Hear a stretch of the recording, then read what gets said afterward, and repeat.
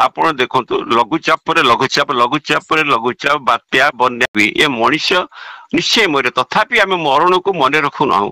ସବୁ ମୁହୂର୍ତ୍ତରେ ମରଣ ଆମ ପାଖେ ପାଖେ ଅଛି। ବଞ୍ଚିଲା ବେଳେ ଜାଣି ଜଣି ମୃତ୍ୟୁକୁ ପାଶୋରି ପକଉଛୁ, ପରହିଂସାର ପରବାଦ କରୁଛୁ। ଆଜ୍ଞା ଯେମିତି କଣା ମାଠିଆରୁ ଆସ୍ତେ ଆସ୍ତେ ପାଣି ଚାଲି ମାଠିଆ ଖାଲି ହେଇଯାଏ, ଏ ଶରୀରରୁ ସେ ଆସ୍ତେ ଆସ୍ତେ ଆମର ପରମାୟୁ ଧୀରେ ଧୀରେ ଆମ ଶରୀରରୁ ଖସି ଯାଉ। ଓಂ ନମୋ ଗଣେଶାୟ ନମଃ ଗୁରୁଭ୍ୟୋ ନମଃ। ହରେ ଆତ୍ମନ୍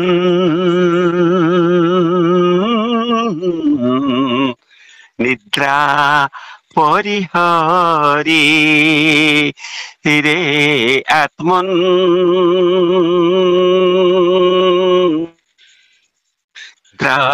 ପରିହରି। ଏ କଥାର ଉଦ୍ଦେଶ୍ୟ ହଉଛି ବର୍ତ୍ତମାନ ସମୟରେ ଆପଣ ଦେଖନ୍ତୁ ଲଘୁଚାପ ପରେ ଲଘୁଚାପ ଲଘୁଚାପ ପରେ ଲଘୁଚାପ ବାତ୍ୟା ବନ୍ୟା ହିମାଚଳ ପ୍ରଦେଶ ମହାରାଷ୍ଟ୍ର ବମ୍ବେ ଆମେରିକା ଚୀନ ଜାପାନ ନେପାଳ ଭୂମିକମ୍ପ ସବୁଆଡେ ଚାଲିଛି। ଏ କବି ଯୋଉ ଗୀତଟି ମଧୁବାବୁ ଗାଇଥିଲେ ବହୁତ ପୁରୁଣା, ସେ ଗୀତର ତତ୍ତ୍ୱକୁ ଏବେ ବୁଝିବାକୁ ପଡିବ। ଆମେ ସମସ୍ତେ ଯଦି ଜାଣିଛୁ ପ୍ରାଣୀ ମାତ୍ରକେ ସମସ୍ତେ ମରିବେ ନା ଆଜ୍ଞା ବଞ୍ଚିବେ କିଏ କି? ସମସ୍ତେ ମରିବେ। ମଣିଷ ଏକ ପ୍ରାଣୀ, ସେ ବି ମରିବ ଏବଂ ମୁଁ ମଧ୍ୟ ମରିବି। ଏ ମଣିଷ ନିଶ୍ଚୟ ମରେ ତଥାପି ଆମେ ମରଣକୁ ମନେ ରଖୁନାହୁଁ। ସବୁ ମୁହୂର୍ତ୍ତରେ ମରଣ ଆମ ପାଖେ ପାଖେ ଅଛି। ଆମେ ଶୋଇବା ସମୟରେ ବି ସେ ଆମକୁ ଜାଗ୍ରତ ହୋଇ ଜଗି ବସିଛି। ଆମେ ଜନ୍ମିଲା ଠାରୁ ସେ ଆମ ପାଖ ମୁହୂର୍ତ୍ତେ ବି ଛାଡୁନାହିଁ। ତେବେ ଏକଥା ସତ ଯେ ଆମ ଜୀବନ ସର୍ବଦା ସବୁ ମୁହୂର୍ତ୍ତରେ ଆମକୁ ଧରି ରଖିଛି। ଜୀବନ ମଧ୍ୟ ଗୋଟିଏ ମୁହୂର୍ତ୍ତ ଆତ୍ମକୁ ଛାଡି ଯାଉନାହିଁ। ତେଣୁ ଗୋଟେ କଥା ହଉଛି କଣ, ମୋଟ କଥା ହଉଛି ଜୀବନ ମୃତ୍ୟୁ ଦୁଇ ଯାକ ଆମ ସହିତ ସର୍ବଦା ଜାଗ୍ରତ ହୋଇ ରହିଛନ୍ତି। ସତ ନା ମିଛ? ଆଜ୍ଞା। ତେଣୁ ଏହି ମୁହୂର୍ତ୍ତରେ ଯେତେବେଳେ ଆମେ ଜାଣୁଛୁ ଏସବୁ ପ୍ରଳୟ ଘଟୁଛି, କେତେ ଲୋକ ମରୁଛନ୍ତି, କେତେ କଣ ହଉଛି, ଆମ ଛାତି ଫାଟି ଯାଉଛି। ଯେତେବେଳେ ମୃତ୍ୟୁ ଆମକୁ ଜୀବନ ହାତ ଛଞ୍ଚାଣ ଭଳି ଝାମ୍ପି ନେବ, ଏଇ ସମୟରେ ଆମେ କୁଆଡେ ଅଦୃଶ୍ୟ ହେଇଯିବା। ଆମର ମଲା ଦେହଟି ଭୂଇଁରେ ଟଳି ପଡିଥିବ। ଶେଷରେ ଆମ ଜଡ ଶରୀରଟି ମାଟି ପାଣି ପବନ ଅଜାଣା ଅଗ୍ନି ମିଳିଯିବ। ଏଇଟା ସତ ନା ମିଛ ଆଜ୍ଞା? ସତ ସତ। ଆମେ ସମସ୍ତେ ଆମ ଜୀବନର ଏଇ ଶ୍ଵେତ କଥାଟି ଜାଣିଛୁ।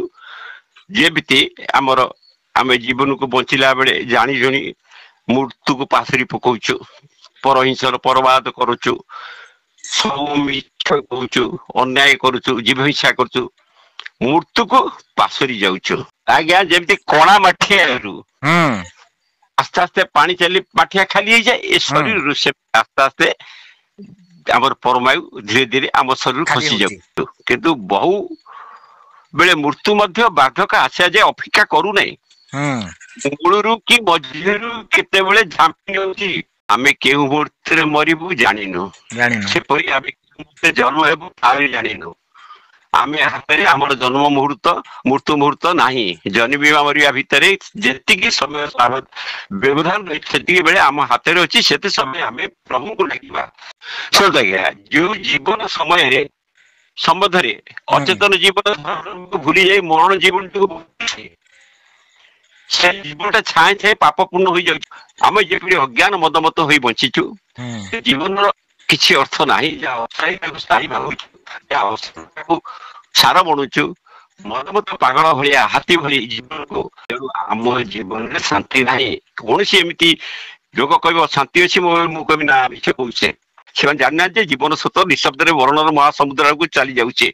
କିନ୍ତୁ ଏପରି ଅଚେତନ ଜୀବକୁ ଜାଗ୍ରତ ହେବାକୁ ପଡିବ।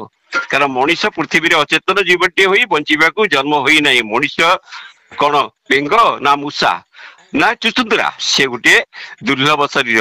କେତେ ଜନ୍ମ ତପ କରି ମଣିଷ ଜନ୍ମ ପାଇଛି, ଯାହା ଦେବତା ମାନେ ପାଇବାକୁ ଆଲାହିତ। ହରି ଓମ୍ ତତ୍ସତ୍।